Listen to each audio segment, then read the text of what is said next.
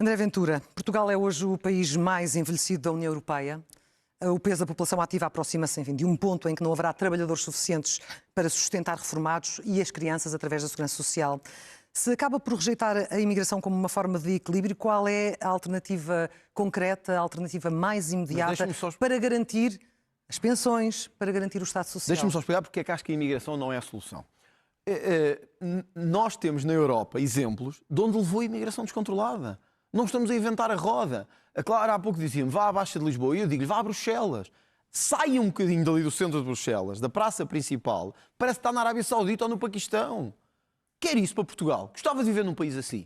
Claro que não. Até por si, que é mulher. Claro que não gostava. Imagino eu que não gostasse. Não gostava de que o obrigassem a andar de burca, ou que andassem a andar coberto, ou que lhe tirassem direitos por ser mulher. Mas vamos lá ver. Eu não quero viver num país... A Suécia está a mudar as leis de imigração. A Bélgica está a mudar as leis de imigração. França está a mudar as leis de imigração. A Alemanha está a mudar as leis de imigração. E nós somos os espertalhões que estamos a E nós também estamos ou não a mudar as leis da imigração? Estamos por causa do Chega. Estamos por causa do Chega, senão ninguém mudava. Estamos por causa do Chega. Porque os outros andaram a dizer o tempo todo que não precisávamos era de mais imigrantes. Aliás, a maior parte dos comentadores que vocês têm aqui nesta casa dizem que precisamos de mais imigrantes, que precisamos é de mais gente, precisamos de pessoas para sustentar as pensões. Vamos lá ver. André Ventura, não respondeu, sim. É verdade que os imigrantes contribuem para a segurança social. Também era o que faltava. Quer dizer, já têm a saúde de graça, já têm uma série de privilégios que, em alguns casos, os portugueses não têm. Só faltava não pagarem segurança social. Quais são os privilégios que os imigrantes têm? Olha, os asilados chegam cá e têm um subsídio de habitação. A maior parte das pessoas não tem. Foram colocados em instituições. Foram colocados em instituições e foi-lhes dada comida. Mas quando um português que é sem abrigo é colocado numa instituição, claro que não é porque ninguém quer saber dele, mas se for um asilado que vem de Marrocos, coitadinho, vai para uma instituição e ficamos-lhe a pagar a comida. Qual e era a desaparecem alternativa? A alternativa era pô-los de volta para o país deles. Mas isso também tem custos. Bom, mas isso é um problema já que a justiça tem que fazer o seu papel. Quem chega cá ilegal, por isso é que se diz ilegal. Ilegal é pegar neles e devolvê-los ao seu país de origem. Por isso é que se chama ilegal. Porque é ilegal, não é? Não podemos fazer. Mas foquemos então nos imigrantes legais. Eles contribuem à segurança social. Como é que se fazem as grandes obras? Também era o que faltava, mas vamos, já lá vamos. Como é que se faz a nova ponte? Como é que se faz o novo aeroporto? Olha, como é que se faz faz-se primeiro pagando melhor aos portugueses. A linha de alta velocidade. Essa era a primeira, era pagar melhores salários aos portugueses. Em vez de pensarmos, temos de ter mão de obra barata e escrava. Mas isso faz-se por decreto? Era pagar, faz-se com crescimento económico, mas faz-se também dando exemplos. E como é que se faz com crescimento económico? Somos o país mais envelhecido da Europa. Mas deixa-me voltar aos imigrantes, que senão eu não consigo responder-lhe àquilo que me perguntou. Eles contribuem para a segurança social, mas o Orçamento do Estado, também todos os anos, atribui uma dotação gigantesca para a parte social de apoio, que é para com os nossos impostos e que é para com as nossas contribuições. Não são os imigrantes que estão a salvar o país, não vamos entrar nisso, que isso é a fantasia de alguns globalistas, mas isso não é verdade. Não são os imigrantes que nos estão a salvar, no máximo nós é que estamos a salvar a eles. Atenção, não são eles que nos vêm salvar o nosso país. Estão ou não a ajudar ao crescimento económico do país, André Ventura? Isso é uma coisa. Outra é virem para cá dizer que nós dependemos deles, era o que faltava. Este país ainda é nosso. Aqui nós não dependemos de ninguém. Aqui dependemos de nós e tivemos cá durante 9 séculos. E assim foi. E sempre sobrevivemos. E bem, portanto, não nos venham dizer que nós é que precisamos deles. No máximo, eles é que precisam de nós. Têm que ter de nós acolhimento, em alguns casos, e têm que fazer o possível para se integrar na nossa cultura e nos nossos valores. Sim. É isso que eu espero de quem vem para cá. Sim. Ora, os imigrantes chegam cá, devem contribuir nas áreas onde se vão inserir, e é por isso que nós defendemos cotas. Porque a cota vai permitir ver onde é que há necessidades de economia, onde é que há necessidades de mão de obra e fazer essa seriação. São os próprios empresários, como sabe, que dizem que precisam de mais. Com certeza, e precisam de cotas. Porém, na agricultura, nas pescas, para grandes obras. Quando nós propusemos as cotas era por causa disso. Era para identificar nichos do mercado em que fosse preciso e agir. PS e PSD votaram contra. Eu não posso fazer mais, francamente. Mas a mensagem muitas vezes que passa não é uma diabolização geral da imigração, André Ventura. Não é essa a mensagem que tem passado. A mensagem quando o país também precisa de imigrantes, obviamente legais, com cotas, para ajudar a economia a crescer. A mensagem é esta. Quem vem para cá tem que cumprir as nossas regras. Certo. Quem vem para cá tem que respeitar a nossa cultura. Quem vem para cá não pode viver de subsídios. A mensagem é clara, não é nenhuma diabolização. É clara, olha, nos melhores países do mundo, como a Suíça, é isso que acontece. Portanto, o que nós queremos é um regime próximo da Suíça, dos Estados Unidos, do Canadá, que são os melhores países do mundo. O que a esquerda e o centro-direita querem é que o nosso regime seja mais perto do de Marrocos, do de Espanha e etc. Eu prefiro aproximar o nosso país da Suíça, da Bélgica, do Canadá, dos Estados Unidos, que é países onde quem chega tem que cumprir regras, tem que estar legal, tem que entrar por um processo e se não cumprir esse processo é expulso. Como aconteceu até com imigrantes nossos. Sem dúvida. Portanto, nós queremos estar mais perto dos melhores ou queremos estar mais perto dos piores? É fácil. Mas o senhor muitas vezes diz que a resposta, nomeadamente à questão do envelhecimento da população, que nos fragiliza enquanto economia, porque um país com com tantas pessoas acima dos 65 anos e com uma baixa taxa de natalidade, é um país com um futuro comprometido. O senhor diz que a resposta é mais família. Como sabe, vários países europeus, França, por exemplo, que liderou este processo, Suécia, Dinamarca, Hungria, começaram há 10, há 20, há 30 anos a investir massivamente em políticas de natalidade, a investir muitos recursos. Os efeitos levaram muito tempo a surgir, isso é verdade. não inverteram totalmente o investimento, apenas o abrandaram e nenhum deles conseguiu resolver o problema sem recorrer também à imigração. O que eu lhe pergunto é se está disponível para também, enquanto Presidente, defender medidas deste nível que terão um grande impacto orçamental e se o país pode ou não pagá-las. De promover a natalidade. A natalidade, claro. Com certeza. Aliás, a solução para não termos que ser um país que está a importar imigrantes a toda a hora é também sermos um país de natalidade. Isso significa sermos um país amigo das famílias e dos jovens. Não pode ser um país onde os jovens se vão embora, sobretudo os jovens qualificados, e estamos a importar uma série de mão de obra do Bangladesh, da Índia, do Paquistão, etc. Não pode ser esse país. Portanto, nós temos sim que ter aposta em natalidade e em jovens. Aliás, temos um país da Europa, que é sempre diabolizado pelo jornalismo, que é a Hungria, que é provavelmente onde mais se tem verificado... Acabei de falar da Hungria. Eu sei, por isso é que eu estou a dizer.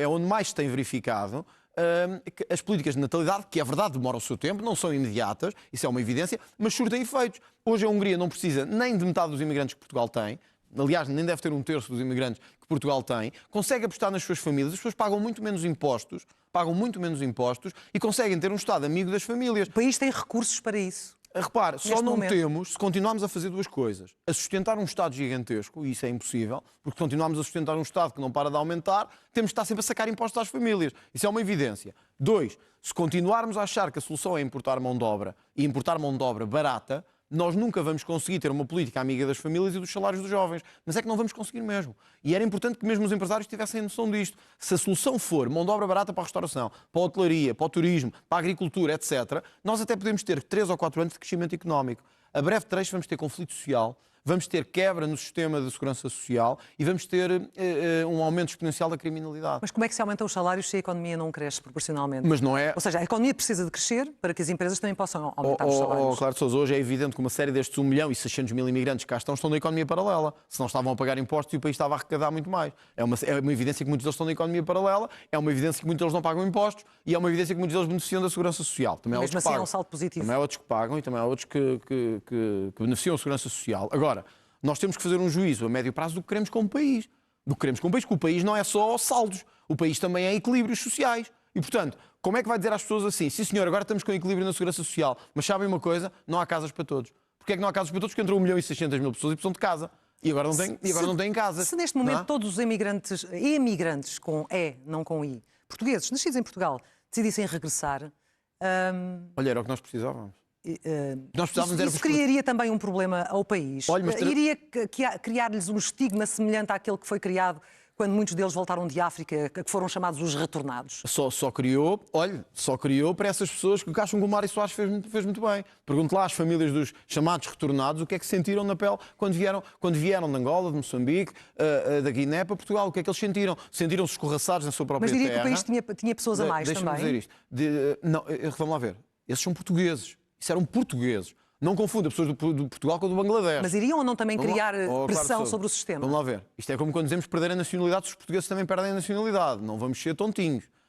Nós já temos os nossos criminosos, temos que lidar com eles. Não vamos comparar. Quer dizer, senão vamos àquilo que disse o Almirante Gouveia Mel, que ao fim de 10 anos, um tipo do Bangladesh, da Índia, do Paquistão ou de Marrocos é igual a um português. Não é. Desculpe, não é. Não é. Ser português é ser português sente-se, ser português vive-se, ser português é ser português. Não é o mesmo que ser de outro país qualquer. E, portanto, não vamos comparar essa situação de 74, 75 e 76 com esta. Isso eram famílias portuguesas de pessoas que estiveram a lutar pelo nosso país. É que, desculpa lá, muitos destes indivíduos que voltaram estiveram a dar o couro e o cabedal pelo nosso império e pela nossa terra. E tiveram que voltar e foram abandonados pelo Estado. Alguns deles foram abandonados pelos traidores de esquerda que governaram o país durante os anos a seguir ao 25 de Abril. É esses que eu nunca me vou esquecer. Portanto, o Dr. Mário Soares pode ter tido as votações. A minha questão era, o país estaria preparado para os receber? Os serviços estariam, o SNS, os serviços estariam preparados para os receber? Se eu for Presidente da República, pode ter certeza de uma coisa. A prioridade deste país são os portugueses. E a prioridade deste país, para todos os portugueses que quiserem regressar, onde estão, na Suíça, em França, no Canadá, tem que ser acolhê-los. Tem que ser dar-lhes cá um futuro e uma vida. Eu prefiro que os nossos portugueses voltem para fazer crescer a nossa economia do que estarmos a receber uma série de pessoas do terceiro mundo e de países nada a ver com as nossas culturas para fazer crescer a economia. E, portanto, sim, temos que os receber, temos que os acolher. Receber os portugueses, Clara de Sousa, só para terminar, Sim. receber estes portugueses todos não era um sacrifício para nós, era a nossa melhor sorte. A nossa melhor sorte é que os nossos imigrantes que estão no Luxemburgo, na Suíça, em França, voltassem. Quem nos dera a nós, que muitos destes, provavelmente famílias suas e minhas também, Sim. voltassem. Quem nos dera a nós, André que eles Ventura, voltassem. o Parlamento aprovou muito rapidamente este projeto de lei do Chega, que proíbe que se cubra o rosto no espaço público, salvo algumas exceções, diz a burca, mas na verdade a redação não tem essa palavra. Foi o senhor que lhe deu voz. Sim, e com grande ênfase, como vimos no Parlamento. Porquê é que deu tanto destaque à burca? Porquê é que não falou, por exemplo, do passamontanhas ou outro? Afinal, é uma lei a pensar na segurança das pessoas ou avisar diretamente uma comunidade? É a pensar na segurança das pessoas, mas também a dizer que quem está em Portugal tem que cumprir as nossas regras. E que eu não aceito nenhuma cultura, francamente, não aceito, isto pode ser melhor ou pior visto, nenhuma cultura que ache que a Clara de Sousa é menos ser humano que eu por ser mulher. E que tem menos direitos que eu por ser mulher. Porquê é que isso não está no texto? Então?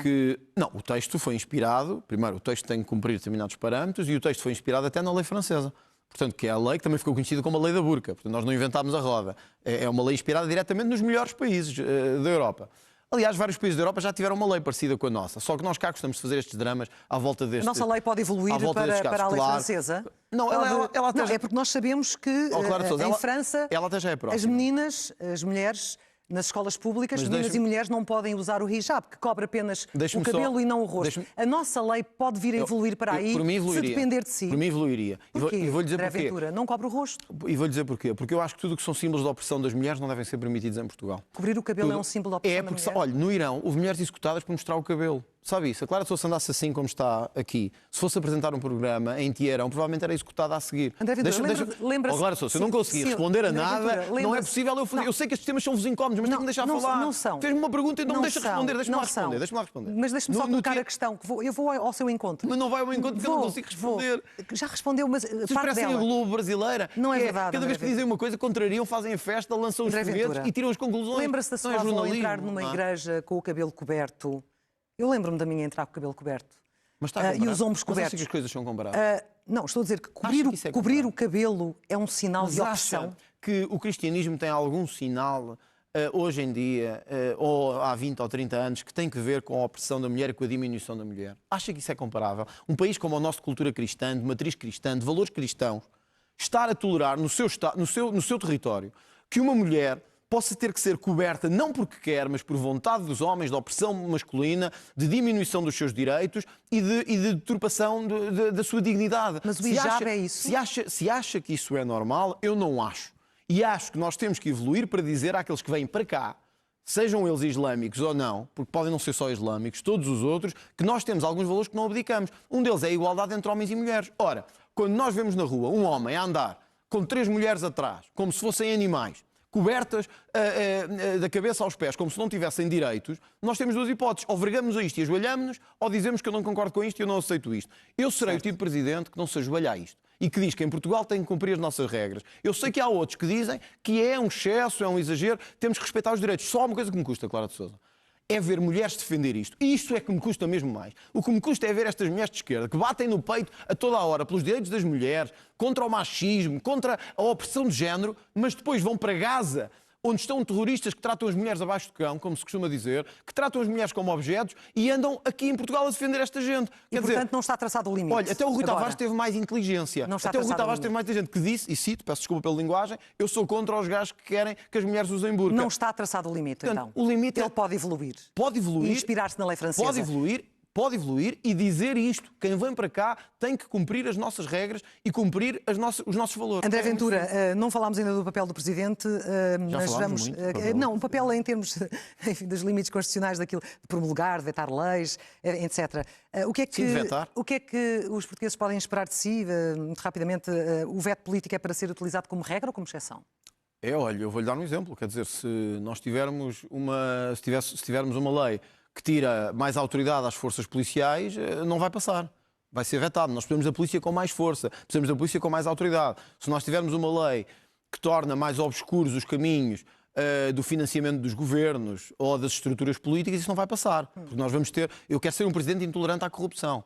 verdadeiramente intolerante à corrupção, se tivermos uma lei que permita a abertura de portas a toda a gente sem controle, não vai passar, que eu quero ser um presidente intolerante à imigração descontrolada. Portanto, se me perguntar, o uso do veto é para ser feito com parcimónia ou sem parcimónia? Depende do governo que tiver em funções. E como Depende do presidente, governo que tiver em funções. o senhor já disse que... Agora, não vou dizer o que outros disseram, que nunca permitirei um governo de A, de B ou de C. O governo é o que as pessoas escolhem. Muito bem. Português é que Mas tem escolhe sido o muito governo crítico que do tem, Tribunal não? Constitucional, diz que é dominado por um espírito de esquerda, já aqui o deixou hoje pouco. claro.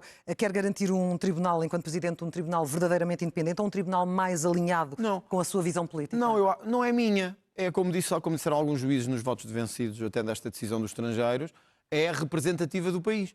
Ao fim de contas, conforme diz a Constituição, os tribunais aplicam a justiça em nome do povo.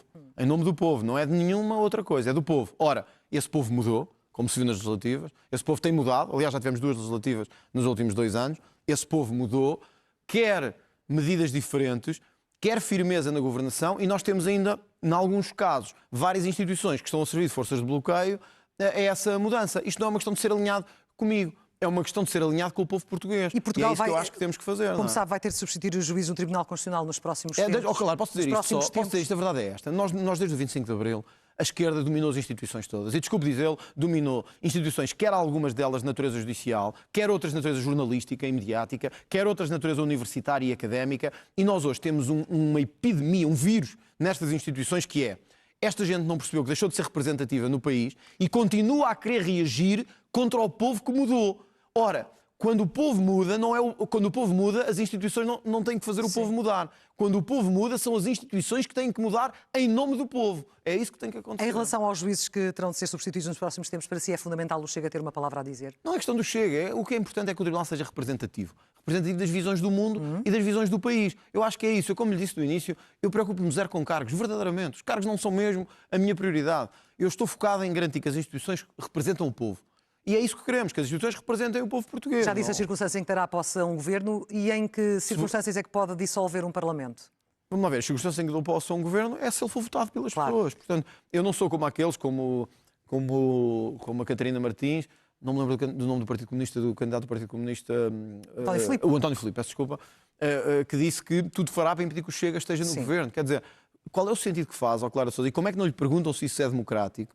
Qual é o sentido que faz o segundo partido mais votado na Assembleia da República, com 23%, haver alguém que diz que tudo fará para que ele não entre no governo? Quer dizer, isso é de uma antidemocracia que se fosse eu a dizer, era de manhã à noite a ser questionado sobre isso. E em que circunstâncias dissolve? Portanto, o dar posse é o que o povo português escolher. Posso ficar triste com algumas escolhas. Se o povo português voltar a confiar no Partido Socialista, eu tentarei dizer que acho que isso é dar via verde à corrupção, mas se escolherem é o que é. Olha, também achei na Madeira e deram. Confiança ao Miguel Albuquerque, é vida. E a dissolução? É de quem gosta da democracia como eu, é assim. A dissolução, eu acho que tem que ser em casos muito específicos e acho que não devemos fazer da dissolução um modo de vida. Acho que os portugueses estão fartos de eleições, francamente. Não podemos andar de eleições de 3 em 3 meses, mas eu já o disse uma vez e também vou repetir aqui consigo.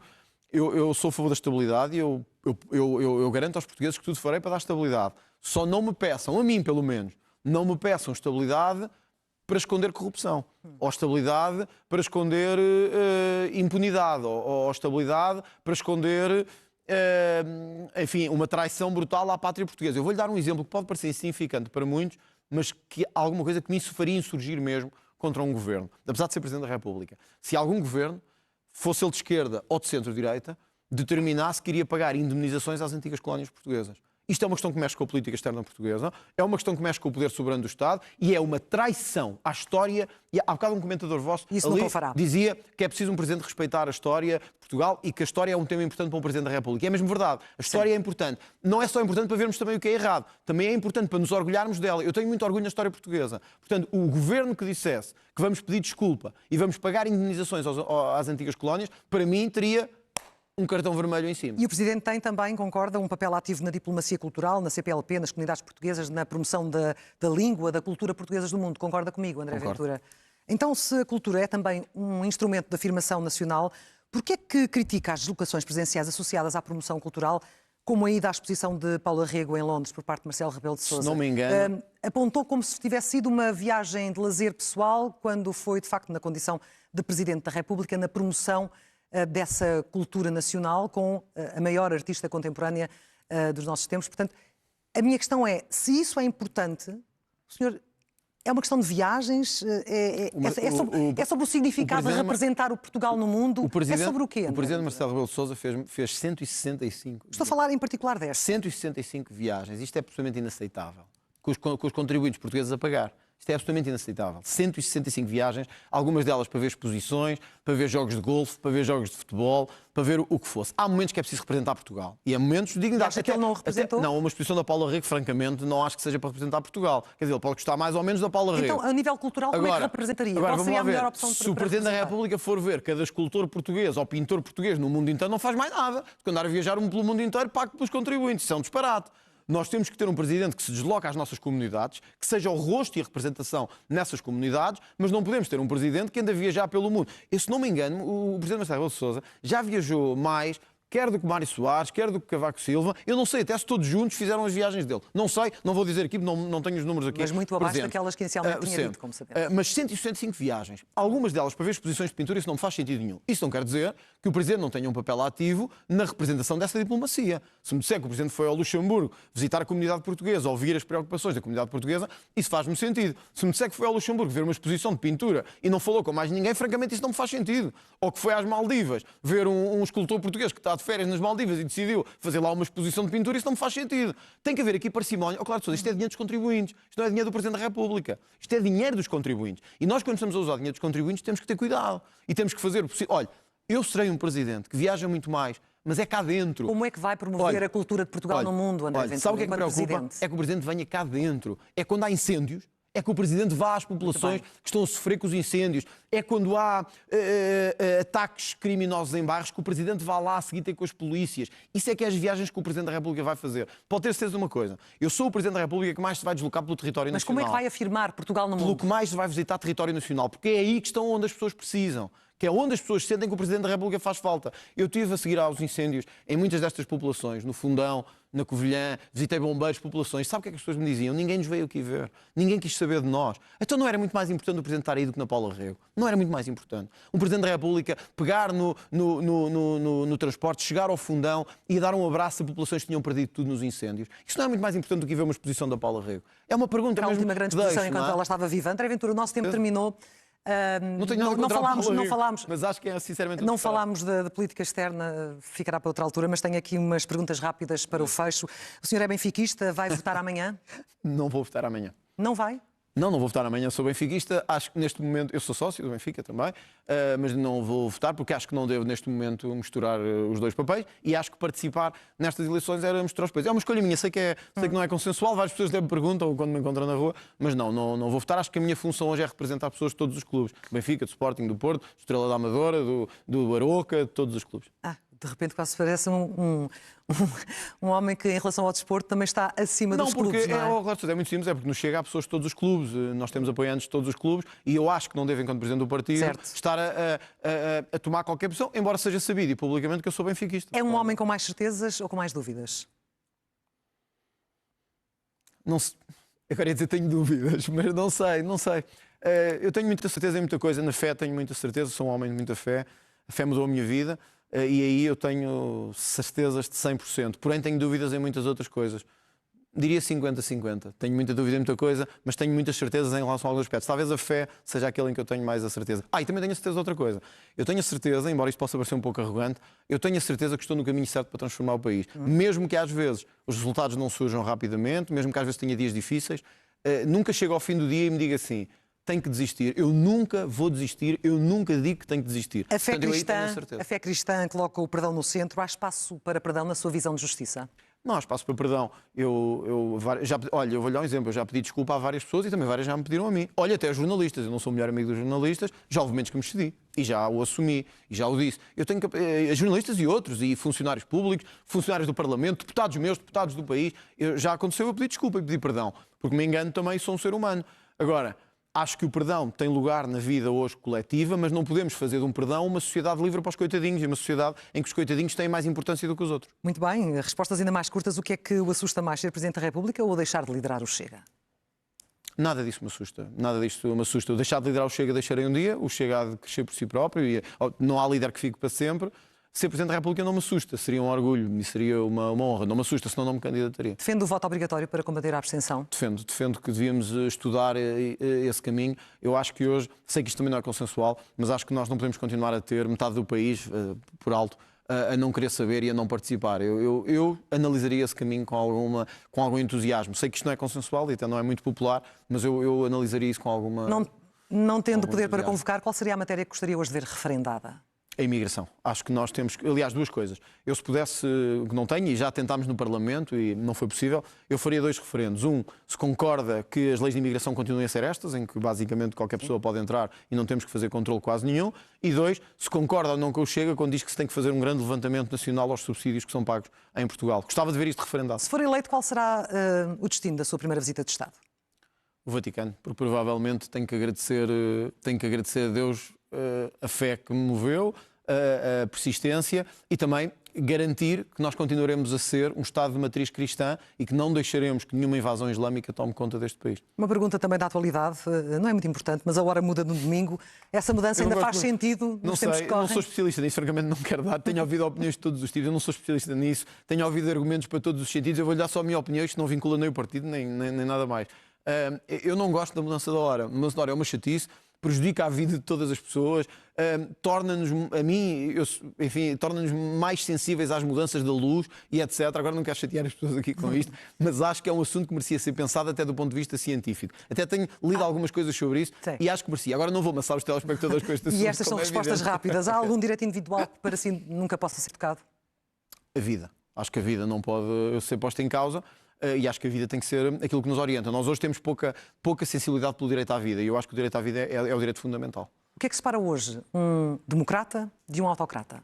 É que o autocrata não acredita na liberdade de pensamento, eu acredito profundamente, por isso é que eu faço da política a minha vida, porque acredito que é preciso discutir, argumentar e mesmo quando discordo, como é o caso com muitos dos meus adversários, como é o caso às vezes com a imprensa, eu nunca na minha vida defenderia que eles deveriam ser silenciados. Acho que o debate é bom, acho que o confronto é bom e acho que a democracia ganha com isso. A diferença entre um autocrata é que ele faria tudo para silenciar quem não concorda com ele. Eu não sou assim. O que vem primeiro, André Ventura, a ordem ou a liberdade?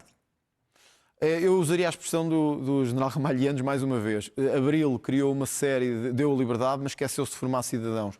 Hoje nós temos pouca ordem e por isso é que eu comecei a dizer que tinha que pôr este país na ordem. Eu acho que, francamente, hoje, não me levem a mal, é mais importante pôr o país na ordem do que falar de liberdade.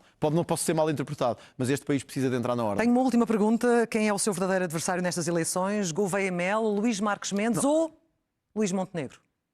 Não, eu tenho o maior respeito por todos os adversários e ninguém sabe quem ganha. É evidente que acho que o Almirante Gouveia Mel, pelos números pelo menos que são conhecidos, provavelmente será o adversário principal. Mas atenção, quer o Dr. Luís Marques Mendes, quer o Dr. António José Seguro podem ser adversários na segunda volta. E também não é garantido que eu passe à segunda volta. Eu acho que temos que ser humildes o suficiente para perceber que as legislativas são eleições diferentes das eleições presidenciais e que tudo pode acontecer. Portanto, eu diria que estes 3 são os meus adversários naturais nesta eleição, pelos números que se conhece, etc. Vou debater com todos com igualdade, com respeito, mas também dando importância a todos. Não estou a dizer que os outros não têm essa importância. Estou a dizer que, face ao cenário que conhecemos, o provável de ir à segunda volta será com um destes 3, como aliás o Paulo Baldaia há bocado também. Uma segunda volta que não é das legislativas. Uma segunda volta que é das presidenciais. Neste momento eu estou focado em vencer a primeira volta das eleições presidenciais e penso que isso vai acontecer no dia 18 de janeiro. André Ventura, muito obrigada. Obrigado pela presença hoje na SIC. Foi um prazer. Muito obrigada.